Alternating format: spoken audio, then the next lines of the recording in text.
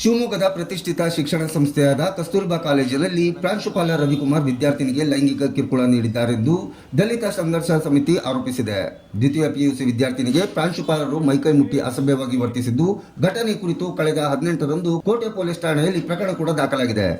ವಿದ್ಯೆ ಕಲಿಸಬೇಕಾದ ಗುರುಗಳೇ ಈ ರೀತಿಯ ಹೀನ ಕೃತ್ಯ ಎಸಗಿರುವುದು ಶಿಕ್ಷಣ ಇಲಾಖೆ ತಲೆ ತಗ್ಗಿಸುವಂತಾಗಿದೆ.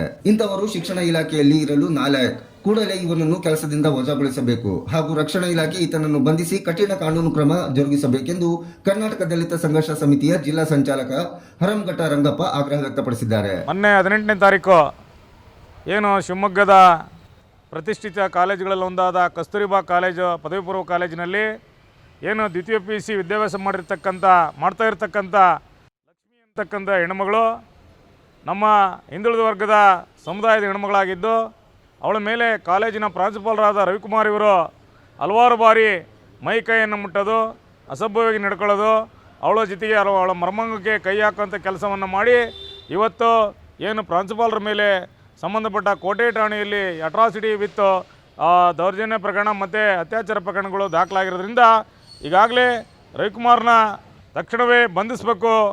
ಏನು ಆಡಳಿತ ಮಂಡಳಿ ಏನಿದೆ ಇವತ್ತು ರಾಷ್ಟ್ರೀಯ ಶಿಕ್ಷಣ ಸಂಸ್ಥೆ ತನ್ನದೇ ಆದಂಥ ಹೆಸರನ್ನು ಇವತ್ತು ಜಿಲ್ಲೆಯಲ್ಲಿ ಕಾಪಾಡ್ಕೊಂಡು ಬಂದಿದೆ. ಇಂತಹ ಏನು ಕಮಾಂದ್ರು ಜಿಲ್ಲೆಯಲ್ಲಿ ಯಾರ್ಯಾರಿದ್ದಾರೆ ಅವರಿಗೆ ತಕ್ಕ ಶಾಸ್ತಿಯನ್ನು ಕಲಿಸುವಂಥ ಕೆಲಸವನ್ನು ಜಿಲ್ಲಾಡಳಿತ ಮತ್ತು ಪೊಲೀಸ್ ಇಲಾಖೆ ಮಾಡಬೇಕು.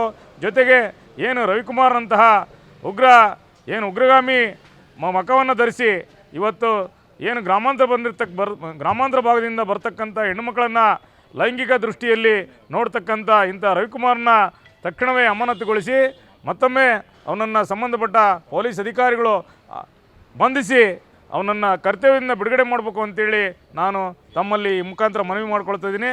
ನನ್ನ ಹೆಸರು ಹರಂಘಟ್ಟ ರಂಗಪ್ಪ ಅಂತೇಳಿ ಕರ್ನಾಟಕ ದಲಿತ ಸಂಘರ್ಷ ಸಮಿತಿಯ ಜಿಲ್ಲಾ ಸಂಚಾಲಕನಾಗಿ ಕೆಲಸ ಮಾಡ್ತಾಯಿದ್ದೀನಿ ಸರ್.